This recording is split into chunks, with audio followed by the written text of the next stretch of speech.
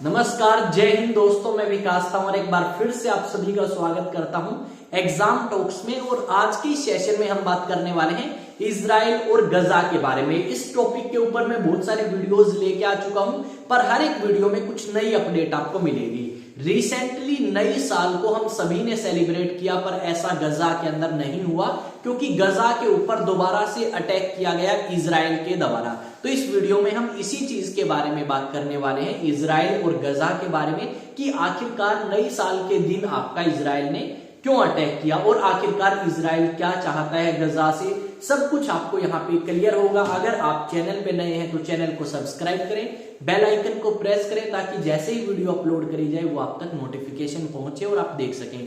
तो चलिए स्टार्ट करते हैं आज के इस सेशन को इस थंबनेल के साथ में जो हमने यहाँ पे लगाया है। क्या लिखा है इसमें देखते हैं। गजा में इजराइल ने बरपाया कहर, इजराइल के रक्षा मंत्री की चेतावनी। अब क्या चेतावनी दी है इजराइल के रक्षा मंत्री ने वो भी हम जानेंगे, पर सबसे पहले हम यहाँ पे देखेंगे कि आपका इजराइल है कहां पे मैप के ऊपर और गजा कहां पे है। उसके बाद हम इस टॉपिक को स्टार्ट करेंगे एक दो न्यूज आर्टिकल्स देखने के बाद में। अब यहाँ पे अगर आप देखोगे तो यहाँ पे आपको नजर आएगा गजा और यहाँ पे नजर आएगा आपको इजराइल, यानी कहीं ना कहीं आप कह सकते हो कि ये एक ही मान के चलो, ठीक है। अब ये तो है भाई गजा का एरिया और ये है इजराइल। अब इन्हीं कंट्रीज के बीच में जंग है। और अब आप देखते हैं क्या देखेंगे भाई, एक दो न्यूज आर्टिकल। अब इस न्यूज आर्टिकल में क्या लिखा है, इजराइल ने गजा पर फिर की एयर स्ट्राइक, हमले में 12 फिलिस्तीनियों ने गंवाई जान। आगे देखते हैं क्या लिखा गया है। गजा पर इजराइल का बड़ा हमला, 4 बच्चों समेत 12 फिलिस्तीनियों की मौत। मतलब अलग अलग न्यूज आर्टिकल्स ने इस न्यूज को कवर किया है, चाहे वो आपके इंडिया के हों चाहे आपकी दूसरी कंट्रीज के न्यूज़पेपर्स हों। अब न्यूज की तरफ आते हैं कि कहानी किस तरीके से स्टार्ट हुई है। वैसे तो मैं काफी वीडियोस लेके आ चुका हूं, पर कुछ लोग ऐसे होंगे जो इसे पहली बार देख रहे हैं तो उनको भी समझ आए मुद्दा क्या है, तो उनके लिए थोड़ा सा हम बता देंगे। अब यहाँ पे अगर आप देखोगे तो 7 अक्टूबर 2023 को हमास नाम का जो संगठन जो गजा से ऑपरेट करता है वो अटैक करता है किसके ऊपर, इजराइल के ऊपर। और उसमें कुछ इजरायली नागरिक मारे भी गए और कुछ को बंदी बनाया गया। ऐसा माना जाता है कि इजराइल के 1200 के आसपास नागरिक मारे गए और 250 के आसपास लोगों को बंदी बना के हमास संगठन गजा के अंदर लेके जाता है। अब इसी चीज का जवाब देने के लिए इजराइल ने अटैक किया कहां पे, गजा के ऊपर, क्योंकि गजा से ऑपरेट करता है ये संगठन। अब इस संगठन की मदद करता है ईरान नाम की कंट्री, और इसी की मदद करने के लिए हिजबुल्लाह नाम का एक संगठन आया। इसी की मदद करने के लिए, हमास की मदद करने के लिए कौन आया, हुती नाम का जो संगठन है वो भी आया। अब ये सारे संगठन मिलके इजराइल के ऊपर अटैक भी करते रहे, पर यहाँ पे इजराइल ने हमास की भी कमर तोड़ी, हिजबुल्लाह की भी और हुती को भी चेतावनी दी यूनाइटेड नेशंस के अंदर खड़े होके। और वहां के यूनाइटेड नेशन के अंदर जो एम्बेसडर हैं इजराइल के, उन्होंने कहा कि अगर हुतीज नहीं माने तो हम क्या करेंगे, वैसा ही हशर करेंगे हुतीज का भी, जैसा हमने हमास का किया है, जैसा हमने हिजबुल्लाह का किया है। वैसे इजराइल ने एयर स्ट्राइक करी है ईरान के ऊपर और ईरान के न्यूक्लियर प्रोग्राम को नुकसान पहुंचाने की कोशिश भी करी है। तो यहाँ पे आप समझ पाओगे कि पहली जो साइड से स्टार्ट हुआ है वो आपका हमास है, फिर इसी का जवाब देने के लिए इजराइल ने अटैक किया। पर यहाँ पे अगर आप बात करोगे तो जो डाटा रिलीज होके आता है वो काफी सरप्राइजिंग है। यहाँ पे आपके ज्यादातर लोग जो इस हमास और इजराइल युद्ध में मारे गए हैं गजा की तरफ से, वो बच्चे हैं या फिर औरतें हैं। रिसेंटली हम सभी नई साल सेलिब्रेट कर रहे थे, जबकि गजा के अंदर लोग अपनी जान के लिए भीख मांग रहे थे, या फिर आप कह सकते हो कि दर दर छुपते फिर रहे थे कि कहां पे हमारी जान बच सकती है। ये सारी चीजें हमने गजा के अंदर नोटिस करी। साथ में अगर आप देखोगे तो यहाँ पे नई साल के दिन 12 लोग मारे गए, जिसमें कुछ बच्चे और कुछ औरतें थी, पर पुरुष कम थे काफी। ऐसा ही पहले के अटैक्स में भी होता आया है कि ज्यादातर शिकार यहाँ पे यही हुए हैं। और जिस तरीके से आप पीछे इमेज देख पा रहे हो उसी तरीके से डिस्ट्रक्शन हमें कहां पे देखने को मिलेगी, गजा के अंदर देखने को मिलेगी। यहाँ पे अब तक डाटा के अकॉर्डिंग बताया गया है कि आपके 45,000 के आसपास गजा के अंदर लोग मारे गए हैं और कई लाख लोगों को ये जगह छोड़ के दूसरी जगह जाना पड़ा शरण लेने के लिए। यानी आप कह सकते हो कि ये जो 15 महीने रहे हैं गजा के लिए, ये काफी दर्दनाक रहे हैं, काफी भयंकर रहे हैं, क्योंकि जब वो सोते हैं तो उन्हें नहीं पता कि सुबह उठ पाएंगे या नहीं उठ पाएंगे। पर इजराइल के साथ पंगा लेना कहीं ना कहीं उनको भारी पड़ सकता है और पड़ा भी।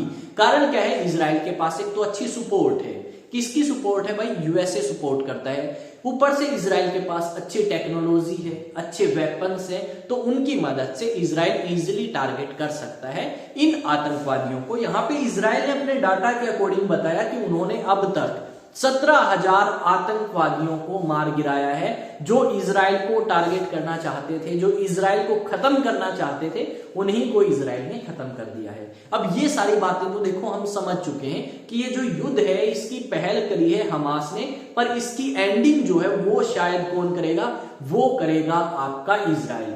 एक और भी न्यूज आई थी जब हम वीडियो बना रहे थे, उससे 1 या 2 मिनट पहले ही मैंने इस चीज को रीड किया था कि आपका जो हमास नाम का संगठन है, उनका एक डेलीगेशन या जो आप कह सकते हो ग्रुप जो है, वो पहले तो गया इजिप्ट में इजराइल के साथ समझौते के लिए बात करने के लिए।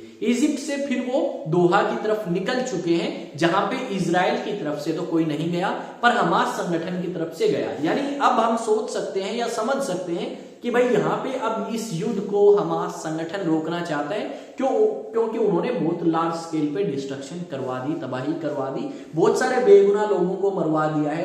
तो जो पहल उन्होंने करी थी, अब वो आपके खुद जा रहे हैं कि भाई अब हम और युद्ध नहीं लड़ सकते, हमारे पास रिसोर्सेज नहीं है, हमारे पास वेपन्स नहीं है, हमारे लोग मारे गए, आपके टेक्नोलॉजी के सामने, आपके सामने हम नहीं टिक पाएंगे।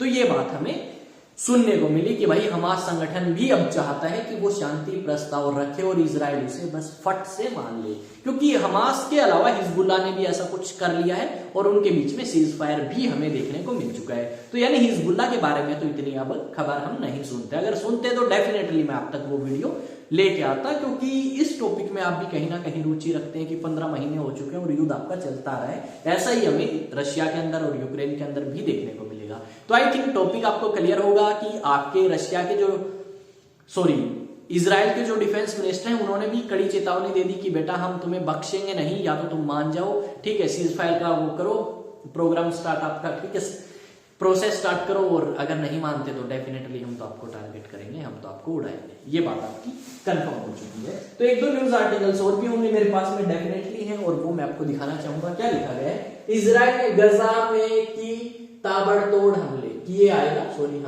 ए नहीं लगाया क्या? दहल उठे हमास के लड़ाके। नए साल पर गजा में इजराइल का जबरदस्त हवाई हमला। आईडीएफ के हमले में 12 फिलिस्तीनी ढेर, 4 बच्चे भी शामिल। ओ बेटे, अब आगे क्या लिखा गया है? अब हमास का खेल खत्म। इस तरीके के भाई न्यूज आर्टिकल्स आपके प्रिंट होते हैं, ठीक है, इस तरीके के थंबनेल बनाए जाते हैं। ये आपका इजराइल है, देखो, है ना, ये तो मैंने बताई दिया आपको। यहाँ पे ये गजा सिटी है, ये पूरा गजा का क्षेत्र है, और खान यूनुस नाम की जगह है, यहाँ पे काफी बार अटैक जो है हुए हैं। ऐसा बताया जाता है कि यहाँ से यह हमास संगठन काफी ज्यादा एक्टिव रहता है इस क्षेत्र से, और क्या करता है भाई, ऑपरेट भी करता है। ये नीचे इसके इजिप्ट है, तो इस चीज को भी आप देख लेंगे डेफिनेटली, ठीक है। और ये आपकी आज की न्यूज थी, आई थिंक समझ आई होगी। अब मैं कुछ अपडेट की तरफ बढ़ सकता हूँ आप सभी को सब कुछ समझाने के बाद। अपडेट क्या है? आप में से बहुत सारे ऐसे स्टूडेंट्स होंगे, ऐसे फैमिली मेंबर्स होंगे जो अपने बच्चों को डिफेंस में भेजना चाहते हैं ऑफिसर लाइन में, तो उसके लिए आप प्रिपेयर करा सकते हैं नेशनल डिफेंस एकेडमी का एग्जाम जो होता है उसके लिए। तो एक बैच हमने स्टार्ट कर दिया भाई 1 जनवरी 2025 को, जो कि ऑफलाइन बैच है, और ये चलेगा अप्रैल तक।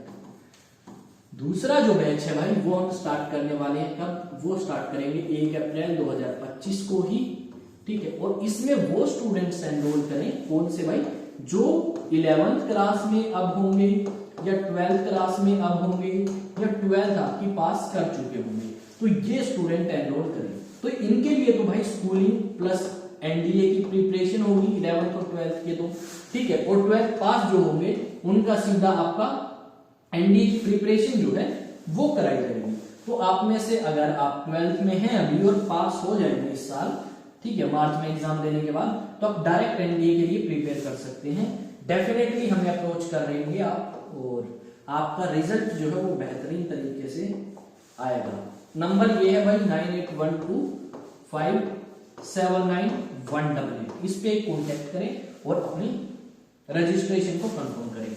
एक चीज और, आप मुझे अलग अलग सोशल मीडिया पे अगर पाना चाहते हैं, ठीक है, कनेक्ट करना चाहते हैं मेरे साथ, तो एग्जाम टॉक्स जाके सर्च करें, या चैनल के अबाउट में जाए, वहां जाके लिंक्स पे क्लिक करें और ज्वाइन करें मेरे साथ में। अगर वहां पे सब्सक्राइब का ऑप्शन है तो सब्सक्राइब करें, और अगर वहां पे फॉलो का ऑप्शन है तो फॉलो कर ले भाई, ठीक है।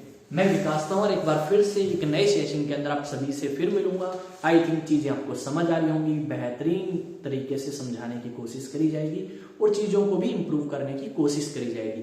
मिलेंगे एक नए सेशन में, तब तक जय हिंद जय भारत।